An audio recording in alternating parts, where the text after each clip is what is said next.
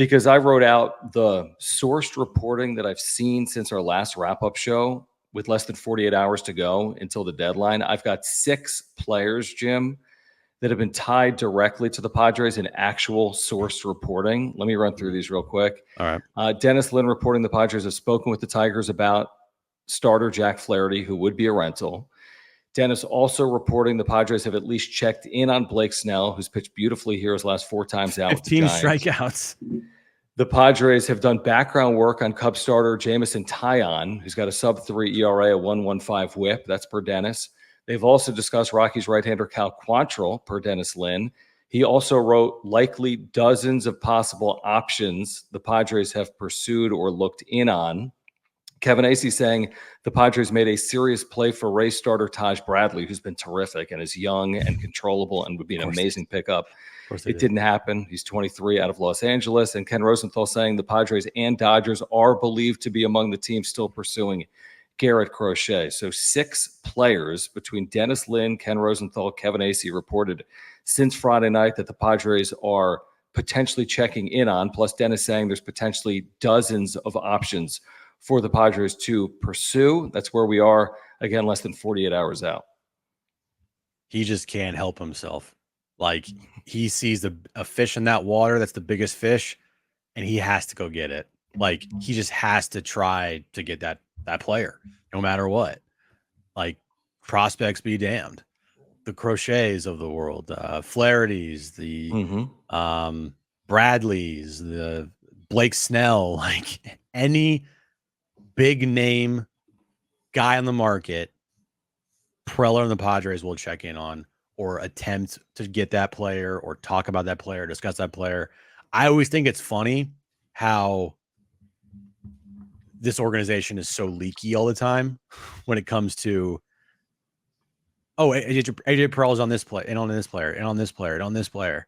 It's like, I don't know. I just find that funny how he's always connected to reports, and they try to pride themselves on like making sure nothing gets out ever. But it feels like during trade deadline season, almost like a lot of stuff gets out. Not all of it. I wonder if some of it's intentional. Like some of this reporting, like the Padres and Dodgers. I feel like if we were covering the other 29 teams, you'd see something similar. I mean, the Dodgers have been linked to at least a half dozen players over the last 2 days. And usually, if the Padres are in and the Dodgers are in, then of course that's going to get leaked, because then the Dodgers driving prices up are trying to drive the price up. Yeah. Because they know they have a better system than the Padres. Yeah, right now. Although it sounds like from some of the reporting, the Dodgers system isn't exactly as deep as a number of in baseball, including like Baltimore. I mean, I don't think the Dodgers have a top flight system. I don't think the Padres right now have a top flight system if they're not moving Salazar DeVries. So they got to get creative to acquire. I don't think also they're looking for, I think a controllable starter sounds great, but I'd be in on a rental. Because I can't worry about 25 with Musgrove and Darvish, who are under contract in 2024. So I think a rental to me sounds just as good as someone who's controllable when it comes to starting pitching right now. Like, I understand. You're right. I understand Preller's aggressiveness when it comes to guys who are controllable, because most likely he's going to be giving up a top prospect, and he wants to make that move not hurt as much by having the guy that he traded away for and the guy coming back here for multiple years. I mean, you trade away. I mean, the only instance where you say F it is Juan Soto. Of course. It's Juan Soto. But like, and he was also controllable. That too. But then guess what happened? But yeah, anyway, but at the time of the trade, Yeah. But now the trade's worked out for this season. And that's just how he rolls, because he knows that most likely to get things done that he wants, he's going to have to overpay in some form or fashion. And when he overpays, then he better, like, ownership's probably sitting there like, you better come to us with some player if you're trying to give up, Leo DeVries, that's going to be here for multiple years. Because if you give up Leo DeVries and the guy that you go trade for is gone after this season or whatever, well, that's not happening. I know it's not happening, but I'm just in a hypothetical. Like, what are you doing? Right. I mean, that wouldn't ever be considered. No, but still, like, he tries to get he's in on everybody. Every single guy. I mean, Blake Snell. I don't think Blake Snell's moving because Either do I. I just don't. But it is interesting. Like, I mean, the Giants today swept the Rockies. To me, it's so funny. Just real side note. It's so funny that last year, right before the trade deadline, the Padres, who felt like all year long weren't going anywhere, and you should sell at the deadline. They sweep the Rangers, false hope. They fake buy at the deadline, and then the wheels fall off. I feel like the exact same things happen with the Giants right now. Is they're dead. They're not going to the postseason. They have a fake sweep right before the deadline. They are feeling like they're kind of in it. They're probably going to be fake buyers at the deadline. The wheels are going to fall off there. Interesting how Bob Melvin's the manager of both those teams. I still think Bob's a good manager. And it's just funny how that's happened 2 straight years to him. But I think that the Giants have a lot less to lose than the 2023 Padres. Like, you're right. I think going into the year, if you're being honest with yourself, if you're a supporter of the San Francisco Giants, they didn't have near the expectation nor near the roster. Yes, they added Blake Snell. Nice addition on paper, obviously, heading into the year. Yeah, they tried. They tried to spend in free agency to some extent, having success with it. But the same websites and models that had the Padres winning 83 games had the Giants winning 82 games.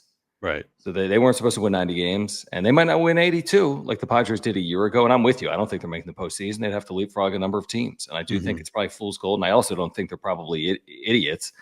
But if they can move Snell, I would move Snell if you can. It's just that's not easy to do with this player option.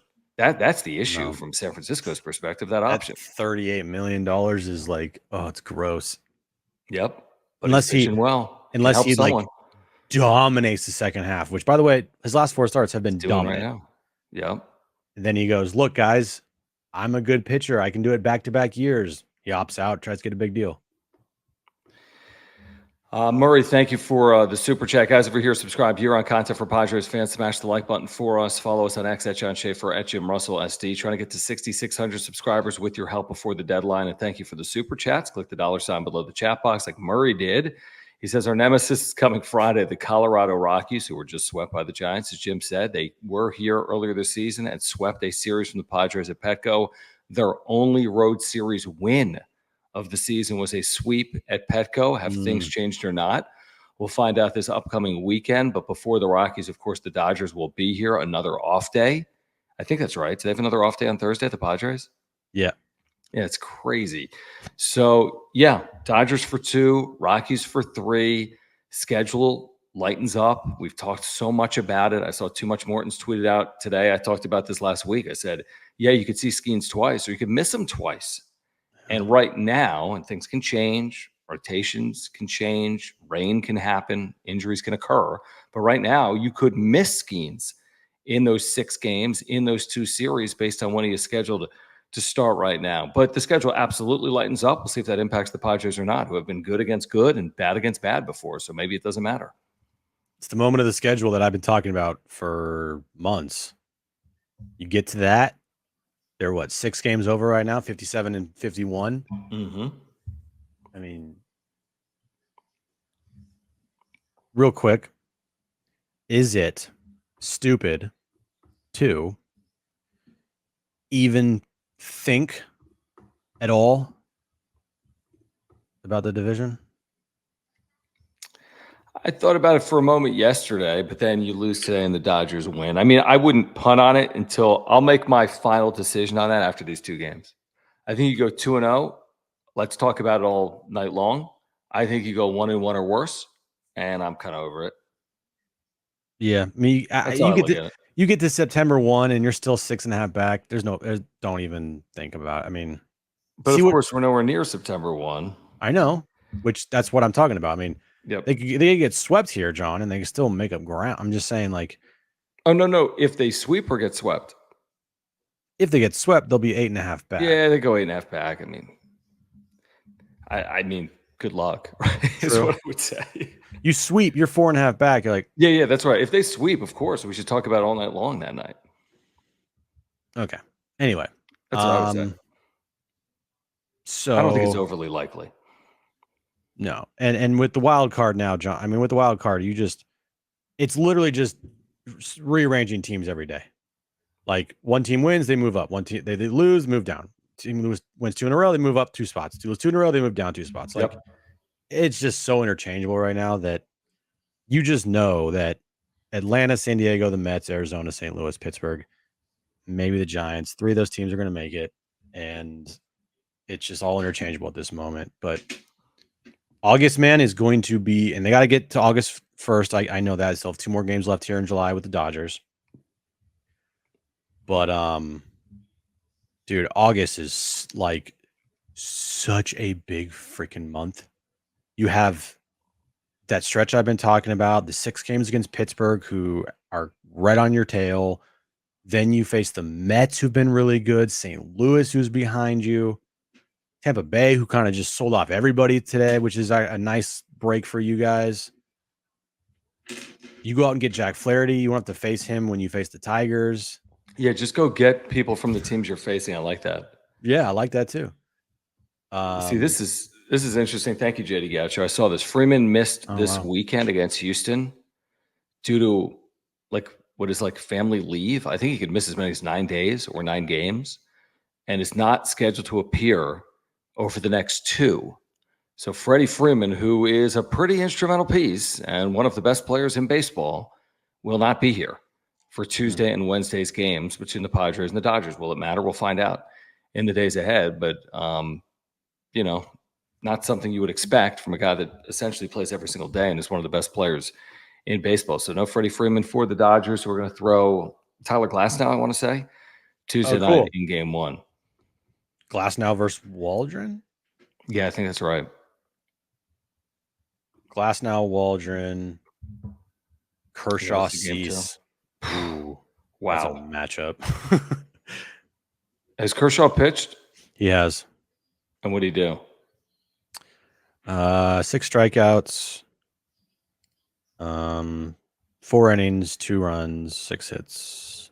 So honestly, I kind of like that. He's not going more than 5 innings. I mean, it's his second outing. I mean, Dylan Cease, Clayton Kershaw, you'd be a favorite in that one. Yeah. Easy with Dylan Cease, the way he's thrown. Come on. He's a favorite against anyone. Got a 640 and a 540 game. Yep. Tuesday, Wednesday. Yep. It's good. It's good. I like it. Yeah, I mean, back to listen, they're acquiring a starting pitcher.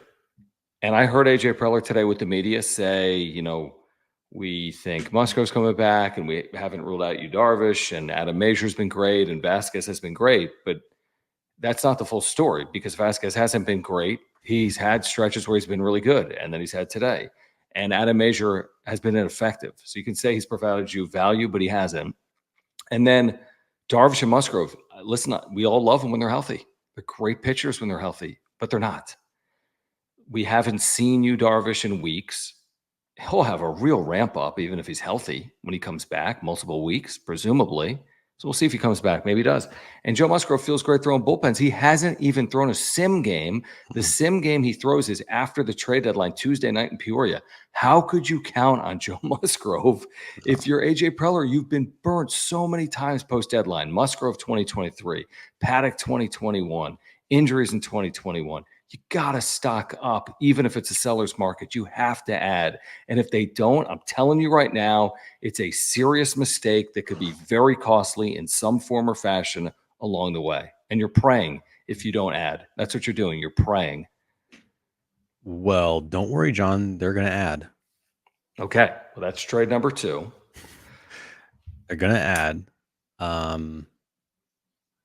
It's just about what is he trying for? Is he trying for the big name? Is he trying for the big swing?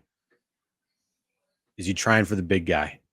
Right. I think Scooble, Crochet, Tylon, maybe. I don't know. I think Scooble and Crochet are the top dogs. Crochet has gone 4 innings or less in 4 consecutive outings to limit his innings. Yeah, trust me. I am red flag. Stay as far away as possible from Garrett Crochet. Scooble, on the other hand, would make he's more top sense, flight, but he would cost you Leo DeVries. Oh, definitely, easily, and more. Yeah, Yeah, that's not the and probably trade, you know? probably Snelling too. Like, so it's just about where's he going to go, or is he going to go and try to get like you mentioned his name, Cal Quantrill, who Mhm. is not going to cost you a top 10 prospect. He's just not. Right. Now it's an in division trade, so the Rockies Yeah, can be maybe you would. bitches about it, Right. but like it shouldn't. And he's had a pretty Mhm. solid year for you. But I mean, like, dude, for me, if you're choosing between Scooble and Crochet, it is a very easy decision. It's not even close. It's Scooble. Right, but I don't think they are, and to your point, Crochet is one level. Like, there's the 2 highest levels are separate levels. Scooble's level is separate from Crochet's because Like he's had a higher. better year. Yeah, higher, yeah. I mean, he's the next level up from Crochet because he can pitch in the second half of the year, Oh, and Scooble is, Crochet can't. I mean, the more we talked about Crochet a lot, and I mean, we haven't even really talked about Scooble just Because it's not because, realistic. yeah, it doesn't feel realistic because this guy is borderline Cy Young Cy this Young. year, Yeah, he's got 2.3 with a .9 whip. and he's controllable till 2027, and the Tigers aren't like 70 games under 500, so they think like maybe, hey, future wise, like this is going to be a huge piece of our puzzle here, This is like the and Juan Soto pitcher trade. this would be close to I that. This mean, would be it's not, but Snelling, yeah, DeVries, exactly. It's like everybody 4 of else. your top 10 prospects, Yeah. is my guess, if they move him. My guess is they don't because, like you said, he's controllable through 2026 or 2027. Yeah. So they're gonna have Yeah. to be, like, wowed, right? It's gonna have to be this unbelievable package. Do the Padres even have the players to offer to make it a unbelievable package? One player, Leo DeVries, is the reason you're gonna move a guy that's controllable for the next 3 years? I don't know. Sounds They like a would stretch. ask for Salas and DeVries, by the way. Probably. Tom, appreciate you, man. Thank you for the super chat, guys. Over here, please subscribe. Trying to get to 6,600 subscribers, the home of real Padres talk. We have you covered throughout this trade deadline.